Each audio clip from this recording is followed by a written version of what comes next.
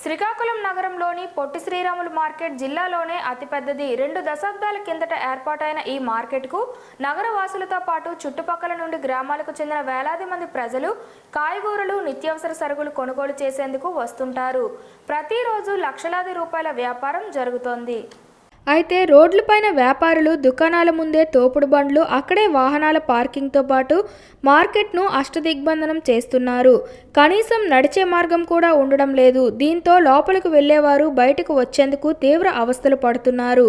ధర్మాన ప్రసాదరావు హయాంలో నగరపాలక సంస్థ అధికారులు కోట్ల వ్యయంతో మార్కెట్లో 340కి పైగా దుకాణాలు నిర్మించి వ్యాపారులకి ఇచ్చారు. అయితే వ్యాపారులు మాత్రం దుకాణాల్లో కాకుండా రోడ్లపైన వ్యాపారం చేస్తున్నారు. రోడ్డుపై నడిచేందుకు కూడా దారి లేకుండా చేస్తున్నారు. పెద్ద మార్కెట్కు వెళ్లాలంటే 6 మార్గాలున్నాయి. అయితే ఈ 6 మార్గాలను దుకాణదారులు బ్లాక్ చేస్తున్నారు. బయట బండ్లు పెట్టి వ్యాపారాలు సాగిస్తున్నారు. దీనికి తోడు తోపుడు బండ్లను సైతం రోడ్లకు ఇరువైపులా నిలిపివేసి కాయగూరలు, పండ్లు విక్రయిస్తున్నారు. దీంతో మార్కెట్లోకి వెళ్లి వచ్చేందుకు దారి లేక కొనుగోలుదారులు అవస్థలు పడుతున్నారు.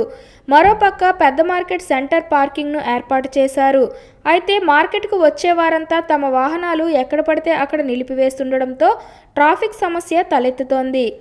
మార్కెట్లో ఉన్న భవనాల్లో మొదటి అంతస్తు దేనికి పనికిరాకుండా పోతున్నాయి.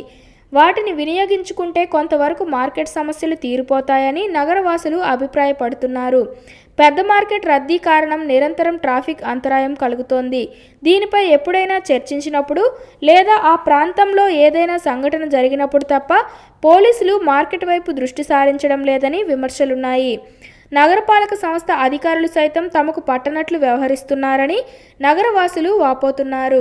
మార్కెట్ అభివృద్ధికి కనీస చర్యలు తీసుకోవడం లేదు, ఇక్కడ సమస్యలను పట్టించుకోవడం లేదని, నిబంధనలకు విరుద్ధంగా రోడ్లపై వ్యాపారం చేస్తున్నా చోద్యం చూస్తున్నారే తప్ప ఎలాంటి చర్యలు తీసుకోవడం లేదని విమర్శలున్నాయి. దీనిపై స్థానిక శాసనసభ్యులు గొండు శంకర్ చొరవ తీసుకొని సమస్యని పరిష్కరించాలని నగరవాసులు కోరుతున్నారు. శ్రీకాకుళం జిల్లాలో శ్రీకాకుళం హెడ్ క్వార్టర్లో ఉన్నటువంటి పొట్టి శ్రీరాములు మార్కెట్కి చాలా చరిత్ర ఉంది.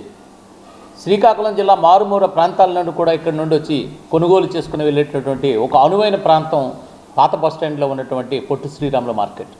అయితే ఎంతో కాలంగా ఆ మార్కెట్ చాలా దీనావస్థలో చేరిపోతే ఆనాటి మంత్రివర్యులు ధర్మాన ప్రసాద్ గారు కేంద్ర ప్రభుత్వ నిధులతో దాన్ని డెవలప్ చేసి చుట్టూ 100 అడుగుల రోడ్లు వేసి శ్రీకాకుళం పట్టణ ప్రజానికి అంకితం చేశారు. అయితే ఆనాడు డిజైన్ లోపం వల్ల ఆ మార్కెట్ పూర్తిగా అందుబాటులోకి రాకపోవడం, నిరుపయోగంగా పడి ఉండడం, పై అంతస్తులన్నీ ఈ రోజు కూడా 15 సంవత్సరాలైనా కూడా ఎవరూ లీజుకు తీసుకోకుండా అది దుర్వ్యసనాలకి, అసాంఘిక కార్యకలాపాలకి నిలయంగా మారిపోయినటువంటి పరిస్థితి ఉంది.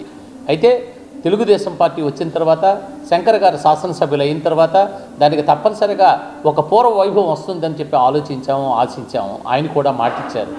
అయితే ఎక్కడ లోపం ఉందో తెలీదు. అధికారుల పర్యవేక్షణ లోపమో, అధికారులు సమస్యను ఆయన దృష్టికి తీసుకురావడం లోపమో తెలియదు. కానీ పోలీసు, మున్సిపల్ యంత్రాంగం సమన్వయ లోపం వల్ల ఈరోజు పొట్టి శ్రీరాముల మార్కెట్ పూర్తిగా రసాబస అయిపోయి కొనుగోలుదారులకి చాలా అసాంఘిక వాతావరణం ఉన్నటువంటి పరిస్థితి ఉంది.